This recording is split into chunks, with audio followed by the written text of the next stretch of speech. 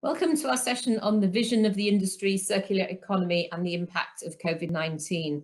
We have with us today Caroline Ciuciu, the CEO of EPCA, Chet Thomson, the President and CEO of AFPM, Edison Terra, President of APLA, and Adbulwahab Sadoun, the General Secretary of GPCA. Our questions relate to the particular situation in the regions of all of your countries regarding sustainability, circular economy and plastics waste. So what are the specific issues on those topics in your individual country? Good morning, Lyn, and good morning to everyone joining us today. Let me first thank APLA for inviting me to this interactive session with the three other leaders of the petrochemical regional organizations. So as highlighted at the EPCA virtual annual meeting, which was held early October, just a month ago, the COVID-19 pandemic has accelerated and intensified key trends that existed before in green transformation in particular. And in Europe, green transformation is very high on the agenda of the European Union institutions with the so-called European Green Deal. So the EU aims for Europe is really to become the first climate neutral continent by 2050. It will mobilize at least 1 trillion euros of investments over the course of the next 10 years. The new financial instruments include the Just Transition Mechanism, offering targeted support to regions and sectors most affected by the transition to green economy, and InvestEU, stimulating green investments with support from the European investment banks. In addition to this, as you may know, the EU leaders agreed also on a set of financial measures to bolster the post-pandemic recovery, including 750 billion euros raised for the first time jointly on the financial markets. This instrument, which is called Next Generation EU, will channel more money into the Green Deal. The European Commission President Ursula von der Leyen also insisted that the EU expects private sector actors to match these public financing efforts. But beyond these huge figures, the Green Deal means a big wave of new regulations as well. And the EU legislative plan for next year only mention new strategies for agriculture, for hydrogen, for building renovation, for offshore wind energy, methane pollution, sustainable investments. And at the heart of all of it is the Commission's Circular Economy Action Plan for a cleaner and more competitive Europe. It's a push for sustainable consumption and keeping resources in the economy for as long as possible. So these European Union ambitious sustainability targets, including the recent plan to further increase the EU's 2030 emissions reduction target, will really test our ability to redefine the way we operate and the leadership of our sector in the post-pandemic world. Of course, customers and the general public expectations contribute to making sustainability a clear systemic shift as well. So what is important to really highlight is the commitment of the petrochemical industry to the EU Green Deal transformation, to the EU Green Transformation Agenda. And this commitment was really clearly and strongly expressed at the EPCA annual meeting in October this year.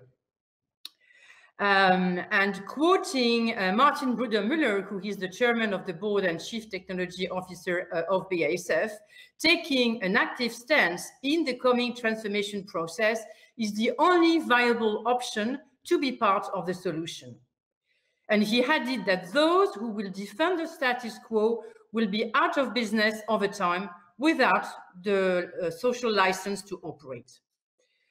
So what is the situation? Well, as a matter of fact, numerous industry efforts are already in the works to reduce CO2 emissions, boost chemical recycling, and accompany behavioral changes implied by changing lifestyle to transition to a more circular, low-carbon economy. And the discussions at the EPCA virtual meeting last month have really focused on a series of paths for further decisive actions. These include low-carbon technology for further carbon reduction, carbon management strategies for the remaining carbon intensity, such as the carbon capture and storage technologies, including the development of offshore storage initiatives. Discussions also took place on the transparency of CO2 emissions data along the value chain with customers, suppliers, and other players along the value chain, and of course, chemical recycling. And there are multiple research and pilot projects ongoing on this new recycling path in Europe and other parts of the world. As I said, really, the industry is determined to take an active stance in this transformation process. Such paradigm shift will certainly require greater collaboration within our sector, along the value chain and with regulators. Several captains of our industry called on the European political leaders and regulators to develop policy frameworks to power this transformation. As highlighted by Thomas Caspary, who is the Executive Vice President of Shell Chemicals, currently only 15% of waste collected in the EU ends up coming back into the plastic market. And to accelerate on this move to greater circularity, Thomas Caspary urged the EU regulators to recognize and intensify advanced chemical recycling in the same way as traditional recycling. The green transformation also applied to logistics and supply chain. The need to readjust the current linear approach of the supply chain to a more circular one was also clearly identified last month at the EPCA virtual meeting. There was a clear call to drive a change to renewable resources and to adapt and implement the 3 R's, reduce, reuse, and recycle in the logistics and supply chain. The environment dimension of the sustainability agenda, we also sense a clear determination to contribute to make our societies more inclusive and cohesive.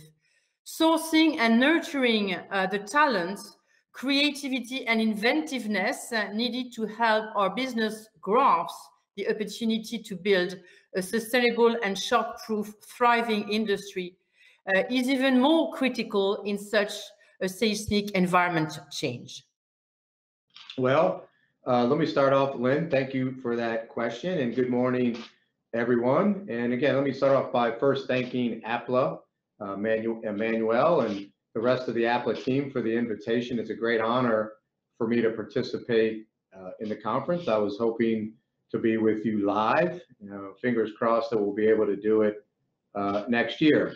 But in any event, it certainly is a great honor for me to be here with you this morning and to share some of my thoughts on some timely topics. So, but the question as it relates to the importance of sustainability and circular economy, look, these are incredibly important issues to AFPM's members, to the petrochemical industry generally. It's certainly a really, really important issue to those of us in the United States and those who just voted in last week's election.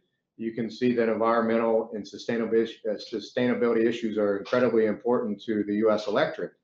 So let me just start off by saying, a couple things about this. One, again, I can speak on behalf of my members to tell you what great importance that we put on sustainability. We know that we have to continue to produce and provide the products that humanity needs to thrive.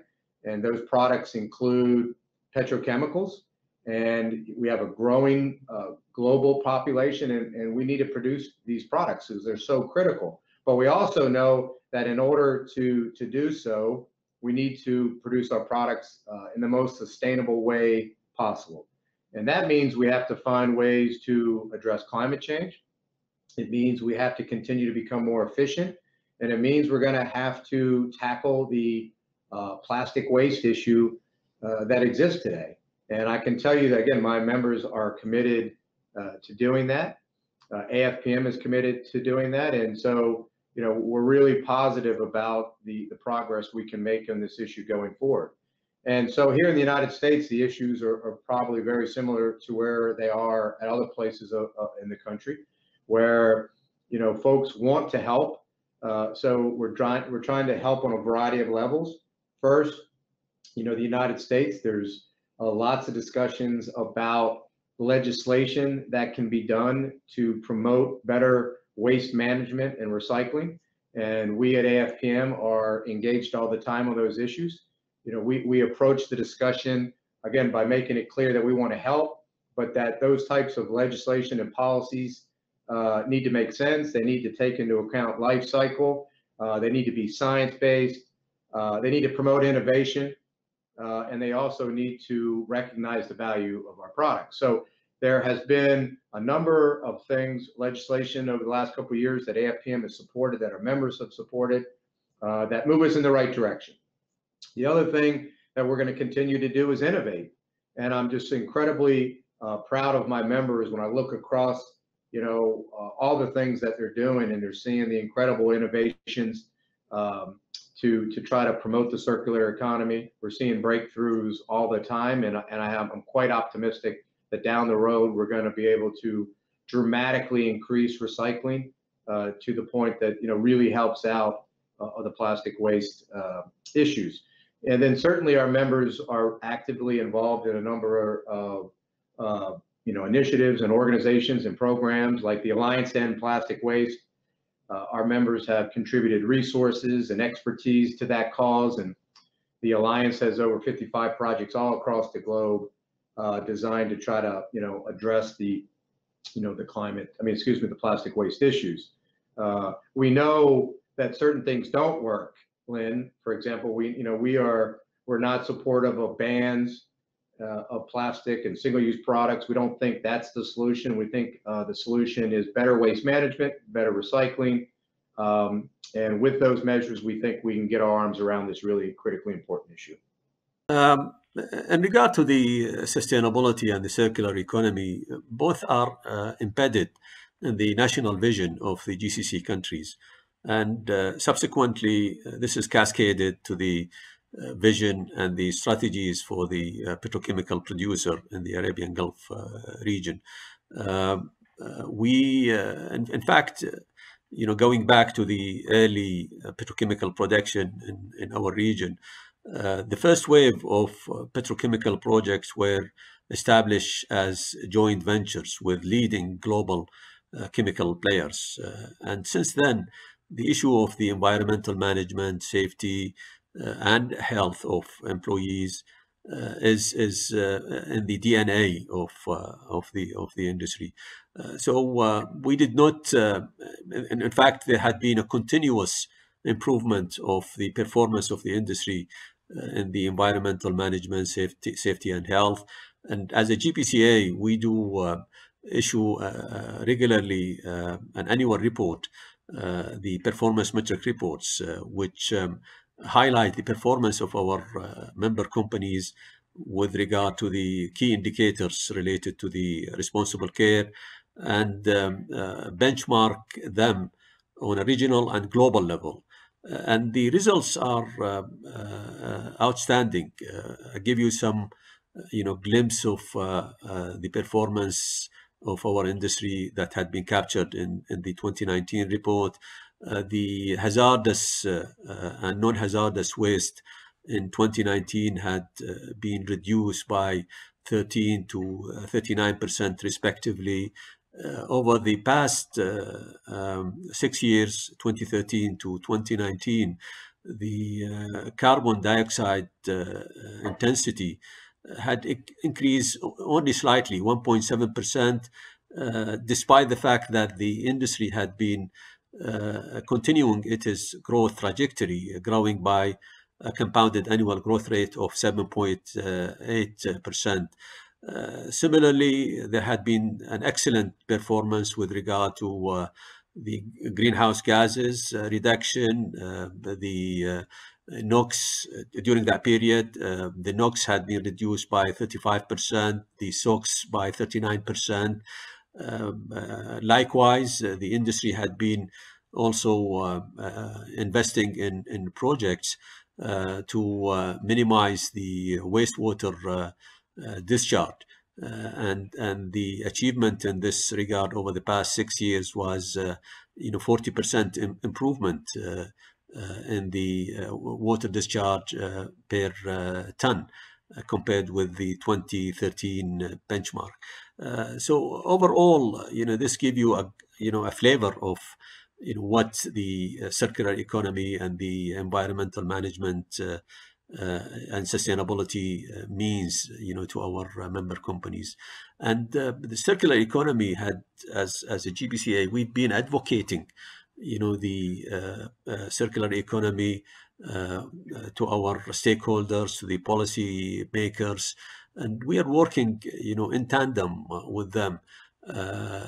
As we see the value of adopting the circular economy within our region, especially when it comes to the plastic, and the circular economy, in essence, is calling for eliminating the waste and look at it as a valuable resource, to be captured. So we've been actively, advocating the concept. We've been also walking the talk by, several initiatives and programs which call for the waste reduction, the 4 Rs in the plastic, and the waste management, and the change of the behavior, which had been also the key, contributor to the negative perception of plastic in our region and elsewhere.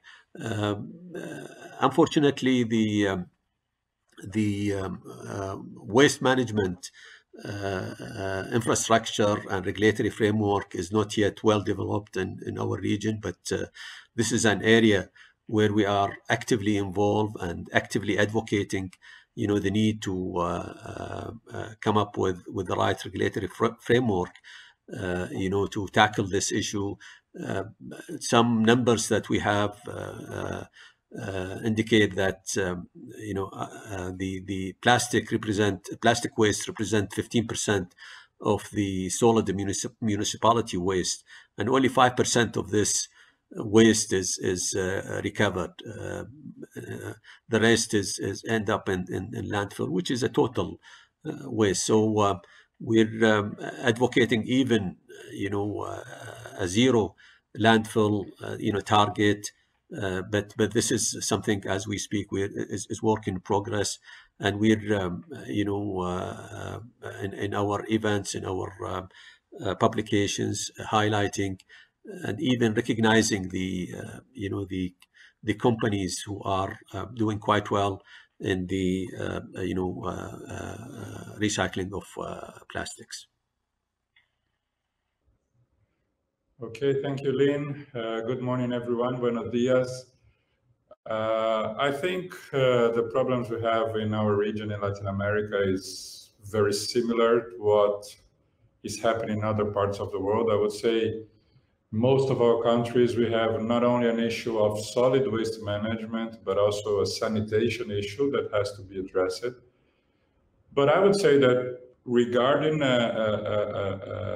circular economy and what we need to evolve, basically, there are two major issues. One is waste management, and I would say the industry has to develop with the whole supply chain a way to move plastic waste on a hierarchy up on a waste hierarchy, which means that would create value for the waste, and that would enable it to be collected and properly reuse it, reintroduce it into the economy.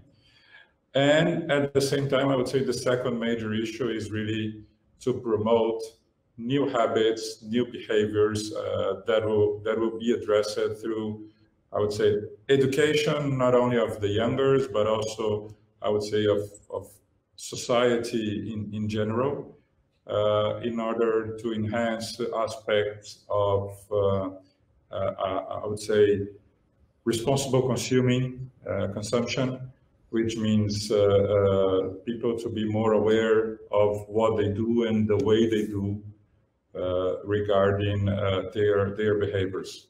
What is your organisation doing to address the issues of plastics waste at home and globally? Well, as highlighted at the EPCA virtual meeting in October, driving the plastic circular economy is a key element of the business growth strategy of key players within the petrochemical industry. Numerous member companies of EPCA are actively engaged in addressing the plastics waste challenge in Europe as well as globally, illustrating the willingness of this industry segment to be part of the solution. Companies, for example, actively develop and support innovative technologies. And there are many examples of research projects and pilot projects of chemical recycling in particular. Companies have already also started producing chemicals from plastic waste derived feedstock, with plans to gradually increase global capacity across their major operational regions in Europe and other parts of the world.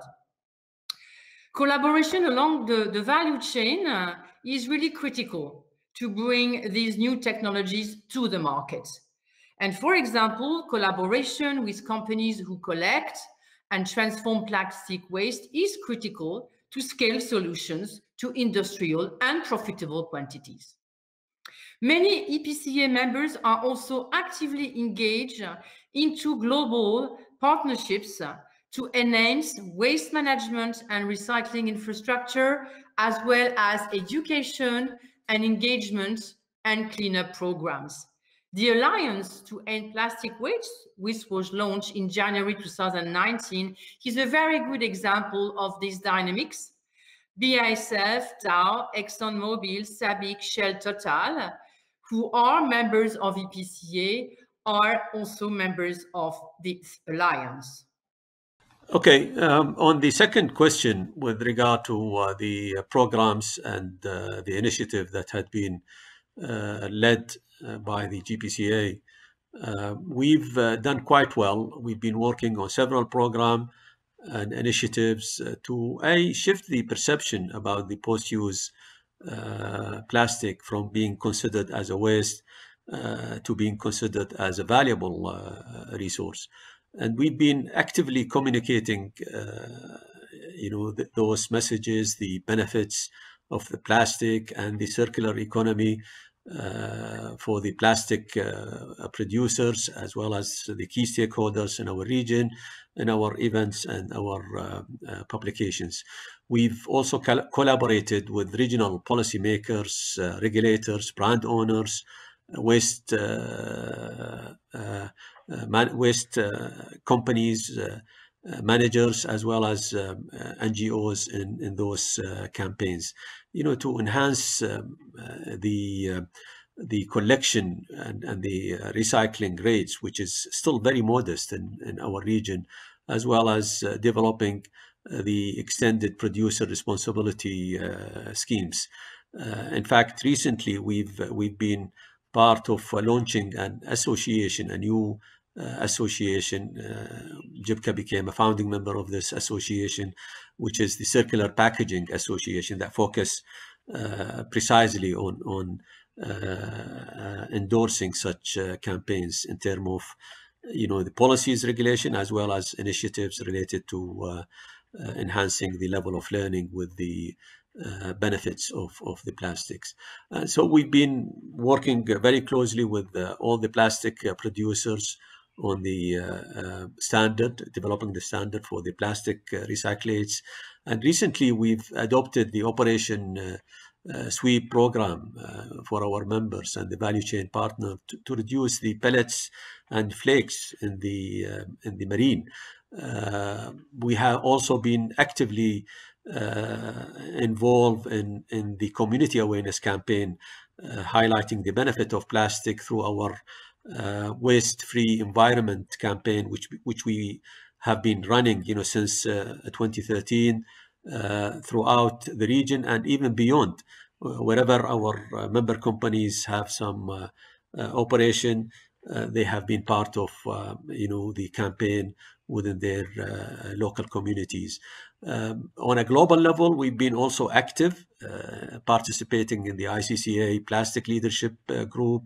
SABIC is co-chair of this group, and we have been founding members of the World Plastic Council. We've been working closely with our also colleagues from the ACC, the Plastic Europe, and the Global Plastic Alliance, showcasing the benefit of plastic and what needs to be done to address the issue of plastic waste in the marine. So overall, there had been several initiatives taken by the GPCA, championed by the GPCA, and to showcase the immense effort made by the member companies and the association to preventing the leakage of plastic into marine and the environment. Thank you. Well, Lyn, I think a lot has been done, but there's still a lot to do. And well, as Braskem, I would say we have been talking about sustainability since the beginning of our history. We have started that in 2002. And after that, with the renewables and the green polymers in 2010, and more recently with all the issues on recycling and adopting, I would say, the newest concepts of circular economy. We have many examples. So I talked about the source, the renewable sourced feedstock. So the sugarcane ethanol polyethylene is a remarkable, is a great milestone in our case, in case of Braskem. But I would say for the last 3 years, we have incorporated circular economy concepts in our strategy. So we have been talking about mechanical recycling, chemical recycling, and have been partnering with the whole chain in order to develop that. Also working with external research centers, the academia, and many others. And a lot of progress has been done so far. And I think that this is, I would say, one of the things that makes me more optimistic about it, because on recycling itself and on designing for environment, I think the efforts of the industry are very recent. So, and we have been doing a lot of progress in a very short period of time. So I think that there are great things to be done yet, and I'm very optimistic that we're going to make a lot of progress working together with the whole plastic chain, not only the petrochemical companies, not only the converters, but mainly the brand owners and the end users together. In some cases, I think we have to go back to the desk and redesign some products, redesign packagings in order to make them more appropriated for recycling. Today, we try to recycle things that were not conceived to be recycled. I would also like to highlight some initiatives on APLA that we have started in 2018. I would emphasize APLA Labs, which is an initiative mainly targeting, I would say, children and teenagers in order to promote 3D printing, robotics, chemistry, and sustainability concepts in order for them to be aware of the potential that we have to develop that and to create some kind of attractiveness for them to join this effort together with our industry. We have been we have helped already 15 institutions in Argentina, Chile, and Mexico, and we have touched more than 400 children. So I think it's a small effort compared to the needs of the region, but I think it's a very important motivation effort for the company, other companies and other entities to join us. How has COVID affected your members' business? There's a negative effect on the economy and in demand, but for some chemical products, there's been positive effects in terms of demand for healthcare and medical applications, plus single-use packaging and others. Has this changed the strategy of your members in any way? The COVID-19 pandemic has certainly shown the resilience and the reliability of the petrochemical sector. Our sector endured in a remarkable way and has actively contributed to the battle against the COVID-19 and to the mitigation of its effects on our health system and society. Within days, manufacturers reorganized to meet the exponential rise in demand for packaging plastics, hygiene products, disinfectants, and others. Many even repurposed production lines to start producing sanitizers to donate to healthcare facilities and essential services. Logistics service providers also did their utmost to reorganize in an agile way and keep the supply chain up and running. They had to deal with restriction of movement, discontinued availability of products, changing customers' behaviors, and the imminent threat to the health of their workers in the field and on the shore. As the second wave of the pandemic is now upon us in Europe, industry will continue to play an active role in fighting the pandemic and mitigating its effects on our health system and society. From what we see today, the pandemic will not have an impact on the long-term economics fundamentals. All industry leaders agreed that regulatory and consumer demand for more low-carbon circular products will only increase. The petrochemical industry has the capability and know-how to deliver on the challenges we are facing short to mid-term. The political framework needs to enable the economic implementation of our innovative technologies and solutions to recover from the crisis. EPCA as an organization also had to adapt to the new normal.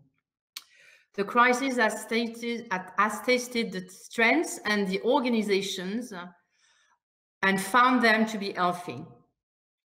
In April this year, EPCA Board of Directors made a smart decision to move this year's annual meeting to a virtual format.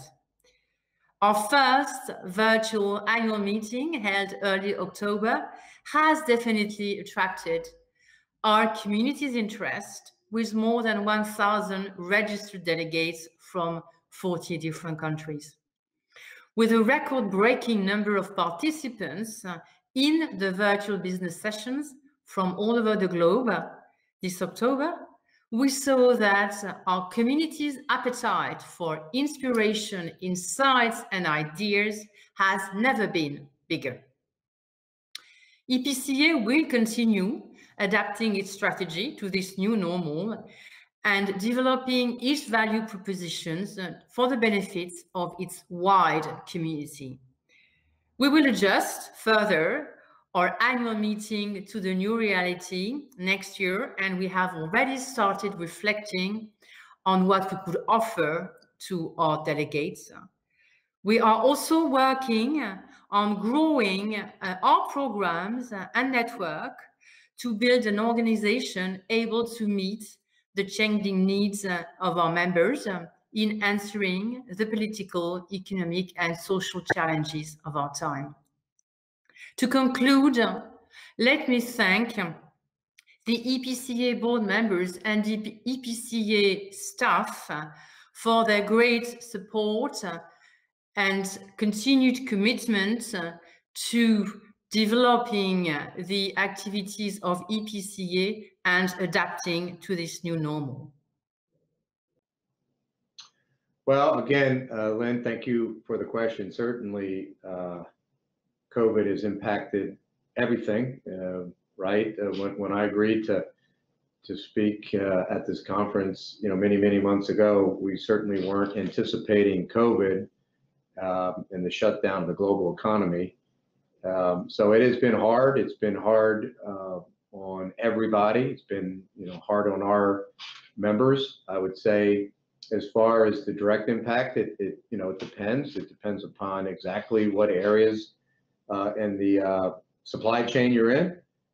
Certainly, some parts of the industry have been hit harder than others. The petrochemical side of the house in, say, transportation or aromatics, they have been hit quite hard. There's been unprecedented demand destruction, and it's been quite difficult. There are some parts of the industry, however, that initially, were hit hard, but have been able to rally and rise to the occasion, if you will. And those, around the PPE, the personal protection equipment and the packaging, so the olefins, those have been, that market has actually rebounded quite well. And I've seen some estimates that, we might actually do better this year than last, given the massive demand for those types of products. So, all in all, I would say this was a situation certainly we would have hoped not to have happened. And we need to get, past this. But let me also say, Lyn, something about this I've been very proud of, and that's how, our members, AFPM's members, and I'm assume it's the same with APLA members, have really, risen to this challenge. And we've, stepped up and we've helped the country when we needed help, and we produced the products that need to be produced to help, communities, navigate COVID. And I'm really excited about that. And again, I think, we're ready to continue to move forward. And when we finally get this COVID thing, behind us, or at least more behind us, we're going to be well situated to continue to meet the global demands. And if you look out over many years, the demands for petrochemical continues to increase. We're expecting over 5 billion people to be added to the planet in the coming years. And again, they're going to need our products to continue to thrive. And we're going to be well positioned to provide those products. Okay, on the impact of the COVID, I don't think there was any, company throughout the globe who had not taken, a hit by the COVID-19. There was an impact on the demand and subsequently on the prices, and this had also resulted in shrinking the profit margin for the companies throughout the world. There was a reflection on the share prices for the chemical companies, again, throughout the world, and we were not different from other regions in this regard. But, from a GCC perspective, we've, noticed, since March, due to the lockdown, the demand, by key markets, especially Asia, had, been slowing down. The supply chain was disrupted. 80% of our output is exported overseas, with 50% of our plastic, for instance, are exported to Asia. So the disruption in the supply chain was felt, especially in the early day of the lockdown. Safety of the people had been a priority. And as such, the operation model has changed. Many companies opted for, significant number of their staff working from home. only the essential team required to oversee the operation were required to be in the plants. And with the complete lockdown, that was also a challenge. Also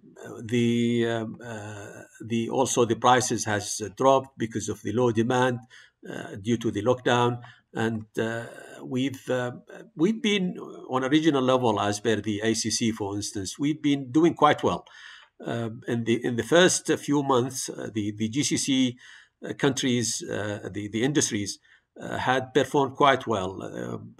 Up to March, the performance of the industry, the operation rate was up to the standard nameplate capacity, 100%. Then we've seen in May onward, May to August, a drop of 1.8%. Then post August, we've observed a recovery of the rate by 3.6% in August, and it's 6% in September. So overall, on a global benchmark, the industry had performed very well with regard to the operation rate. Of course, the prices, we are not a price setter, so we've taken a hit back by the drop in the global prices. Subsequently, the sales revenue, the profit margin had been impacted significantly, and also, and there was no company throughout the region who had been spared from the ramification of the COVID-19, the economic ramification of the COVID-19. But luckily, the performance of the industry has, kept quite good in terms of, maintaining the level of the operation. There was some impact on some project which was delayed. Under construction project was slightly delayed due to the lack of workforce on the sites as a result of the lockdown.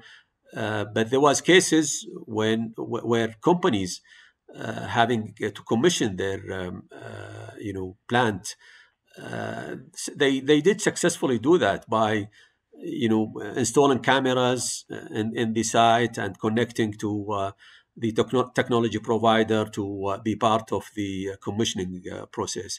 So the digitalization had played a key role, and the operation model had changed as a result of this COVID pandemic, and the industry had done quite well in being agile, responding to the need, and to luckily, the investment that had been made in the digitalization had paid off. It did not cause any negative impact on the performance of the industry. Again, there was due to the COVID-19 and the lockdown, some delay in the projects under construction, as outlined. There was some initiative from member companies to respond to the COVID and showcase the role of the chemical industry as a solution provider.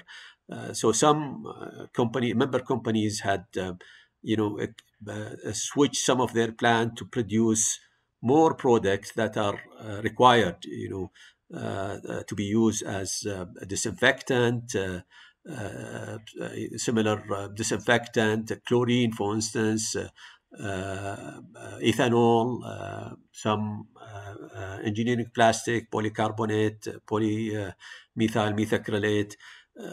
There was some emphasis on ensuring that those plants run at full capacity and even beyond the full capacity to meet the sudden demand for those products. Also, some companies has been very active in producing some sanitizers that are in demand, and overall, the company had the member company had done, quite well to cope with the COVID-19 crisis. This had also created some opportunities, for companies to diversify, their product portfolio, to continue this diversification drive, also to consider some opportunities in the M&A, the merger and acquisition. So in a nutshell, I think, with the challenges posed by the COVID-19, the GCC, the Arabian Gulf chemical industry, had done quite well in maintaining the level of their production, and most importantly, keeping the intimacy with their customers overseas, and again, without compromising the safety and health of the employees, which is top priorities for the member companies. Thank you. Lyn, I don't think changing the strategy is the right approach, but I will tell you, well, I think what happened in Latin America was similar to other regions. In the very beginning, there was a completely change of behavior in terms of consumption, and it has affected most of the industries. In our case, it was not different. We saw that on durable goods, I would say consumption went down to zero. So automotive industry, white appliances and things that demand, I would say, more capital. People were much more concerned with what would happen to them in the short term. On the other hand, on the consumption side, there was a first move of people trying to stock in themselves with food, basically, and a remarkable increase in consumption of home care and personal care items, right? I mean, people became much more careful with health issues, and so home cleaning and home care was something that showed. So, for instance, when we're talking about packaging for those kind of goods, there was a boom in consumption. And of course, a very relevant consumption for plastics, mainly polypropylene, that is used on the masks, right? On the nonwoven masks and the aprons and several other items. After a while, I think things have reestablished, and I would say that July onwards, we have seen things coming back quite to normal. One thing that for me on COVID, and then I would say during this time, most of the companies were very helpful, and I think this was a very nice feeling for all of us to see how people helped each other, how the companies acted in order to change their production system in order to produce goods and to support the fight against the pandemic. So, for instance, talking about Braskem, we had several initiatives with our customers to produce goods that would help on fighting COVID. APLA had the same. I would say we have donated several, I would say, healthcare devices or healthcare products or like masks, aprons, sanitary goods in countries like Argentina, Chile, Colombia, Mexico. So I think this was a very nice part of the fight against COVID. But one thing that calls the attention, and it's completely different from the last crisis we had, let's say in 2008, 2009, that was much more a financial crisis instead of a health crisis, is that at the time, all the initiatives that were going on regarding sustainability, they were kind of put aside because companies don't have the money. And at this time, what we noticed is that all the sustainability initiatives, they were boosted by this crisis, which means that people are much more aware, much more concerned, and companies are speeding up their sustainability initiatives. I think this is a major change.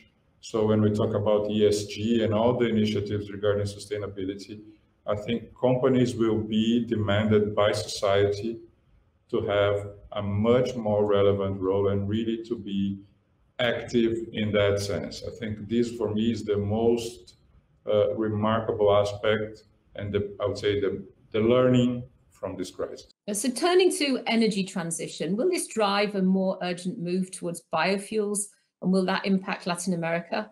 Will hydrocarbon reserves be impacted, e.g. the pre-salt exploration in Brazil? Tough one, Lyn. I think this has so many variables that could impact that, but definitely things are changing, right? Brazil has, talking specifically about Brazil, biofuels have a relevant presence, I would say, at least for the last 40 years with ethanol from sugarcane, right? Even though I would say consumption on hydrocarbon coming from oil is also something where the demand has increased. So I think there will be a balance. Transition will be there. The region has its reserves, and you have, and I'm sure that both Argentina and Brazil will still try to find and to use these as a great source of revenues and also of development for both countries. And I think that if there is a major impact from this transition, then our industry, the petrochemical industry, may have a role that will be even more relevant, right? Of course, that we also will face the challenges of circular economy and sustainability. But I think that even with the transition, there is a very positive outcome for our region, for Latin America, in the next. Now the world's getting into a bigger debt position resulting from the fight to keep economies live at this time of COVID. Will the issue of debt in Latin America take on a different perspective? Well, Lyn, I think this is a challenge where Latin America has been struggling for a while, but at the same time has been living with it, right? I think as we evolve and as we consider sustainability aspects as something that is more and more relevant, and taking care of the environment as something that is more relevant as well, I would say Latin America has the conditions to evolve. Of course, a lot of investment is needed. But I think at the same time, the region has the resources to make it happen. So I would say if we have the right approach from all the stakeholders, and that's not only a government issue, but it's also a problem of our societies, our companies, our academia. If we put all these efforts together in order to develop the region, we have the conditions to put our economies back on track. I think we have the means, we have natural resources, technologies there to improve things. It's true that I used to say that sometimes what we are seeing in terms of exponential technology maybe in a very short period of time, some regions may become much ahead of others. So this is, I would say, this is a concern that Latin America has to take into account. But I think the means are there. Of course, partnering with other more developed countries and more developed technologies will be important. So let's see it. I think this is a great question, and this is something that should be on the background for everything we do. Well, let me, as a conclusion, thank you, APLA as an organization and the APLA team for inviting me today to participate in this virtual session. I wish all the delegates who are joining us this morning a very inspiring and insightful series of sessions. I do look forward to seeing many of you either virtually or in person in the coming months and in 2021. All the best to all of you from EPCA in Brussels. Bye-bye for now. All right, well, let me just say, again, on behalf of AFPM, we certainly appreciate the the opportunity to participate. APLA has been a great sister organization with AFPM for many years, and Manuel and his whole team, they do a fantastic job. You know, some folks right now are a little bit gloomy, but I think there's lots for us as an industry to be optimistic about. We make great products. We make products that make the world a better place, and we're going to be there for many years to come to deliver those products. So again, thanks for coming. I hope the rest of your conference is fantastic, and I look forward to seeing you hopefully face-to-face next year, and maybe at a couple AFPM events as well. Thank you, Lyn. Thank you very much for the questions, and thank all my colleagues for this session.